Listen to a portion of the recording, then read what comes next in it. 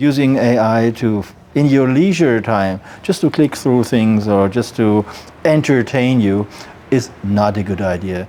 And I feel not so well if I would like to talk to a real person if the only option I had was a machine. So I don't like that.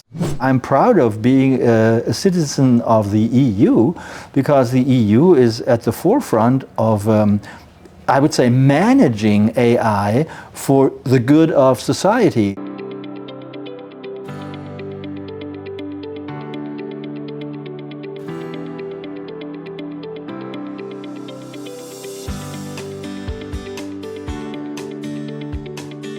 Use the new technology as a tool to do whatever you wanted in a better way or in a faster way, so you have more time to do other things. And that's good use, I would say. Using AI in your leisure time, just to click through things or just to entertain you is not a good idea. AI can be used as a psychotherapist and clients say it does work. A recent study in the New England Journal of Medicine, a high-power medical journal, that AI is accepted by many patients as a psychotherapist.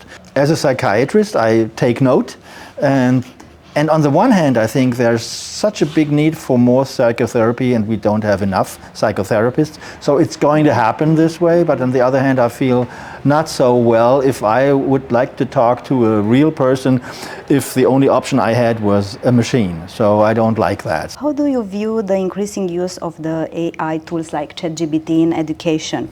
We have the risk of a generation that delegates critical thinking and problem solving to an algorithm. If we talk to educators who say, well, we have to put AI into schools because it's the latest, so we have to teach our kids to use it, etc. This is nonsense, because AI takes away thoughts. I mean, you delegate thinking to a machine. That is, it doesn't happen here, which is not a good idea in the first place, because if nothing happens here, no learning takes place. But this is the purpose of educational settings. Learning should take place.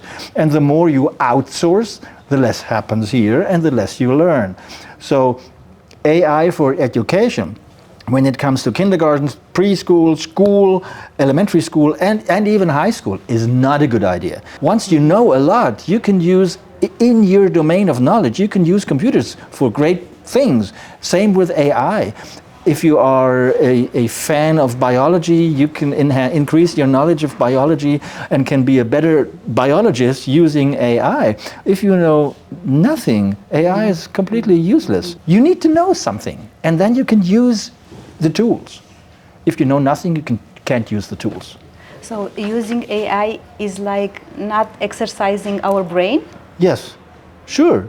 I mean, you have a machine thinking for you. And so if it tells nonsense and you are an expert, you can tell this thing does nonsense. If you're not an expert, you believe it at your detriment.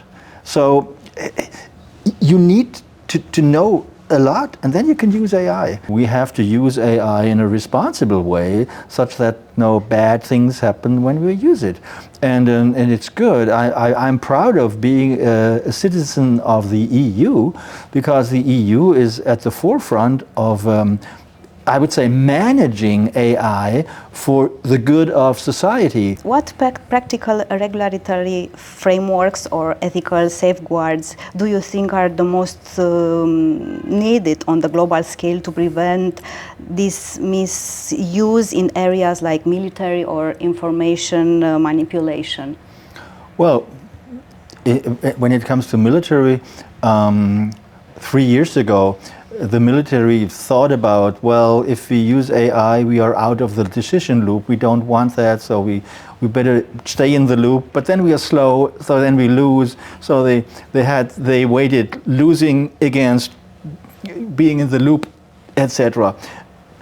3 years later, that's all decided by real wars. We are out of the loops. Autonomous killing happens by machines without human intervention, and we all saw that happening, and it was terrible. So we have these negative aspects of AI.